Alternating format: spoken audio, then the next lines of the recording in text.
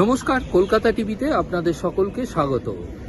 অভিষেক বন্দ্যোপাধ্যায়ের করা দলত্যাগ বিরোধী আইন নিয়ে যে মামলা, সুপ্রিম কোর্টে সেই মামলার সঙ্গে সংযুক্ত সকল পক্ষকে নোটিশ জারির নির্দেশ দিলেন প্রধান বিচারপতি সূর্যকান্ত, বিচারপতি জয়মাল্য বাগচি এবং বিচারপতি ডি মোহনার বেঞ্চ।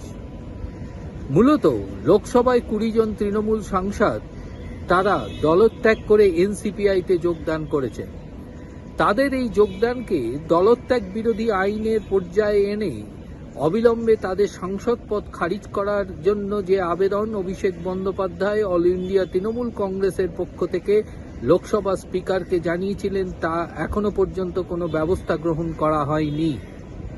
গত 27শে জুলাই অভিষেক বন্দ্যোপাধ্যায়ের পক্ষ থেকে লোকসভার স্পিকারকে পুনরায় চিঠি দেওয়া হয়, কিন্তু তাতেও কোনো উত্তর না মেলায় সুপ্রিম কোর্টের দ্বারস্থ হয়েছেন অভিষেক বন্দ্যোপাধ্যায়।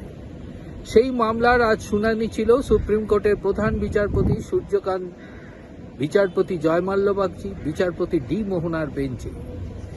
মামলার শুনানি শুরুতেই এই মামলার সঙ্গে সংযুক্ত সকল পক্ষকে আত্মপক্ষ সমর্থনের সুযোগ দিল সুপ্রিম কোর্ট। ফলে মামলার সঙ্গে সংযুক্ত সকল পক্ষকে নোটিশ জারির নির্দেশ করল সুপ্রিম কোর্ট। এই নোটিশ জারির মধ্য দিয়ে পরবর্তীকালে শুনানির সময় মামলার সঙ্গে সকল পক্ষই আত্মপক্ষ সমর্থনের সুযোগ পাবে এবং তারপরেই প্রধান বিচারপতির বেঞ্চ এ বিষয়ে তার পরবর্তী সিদ্ধান্ত গ্রহণ করবে।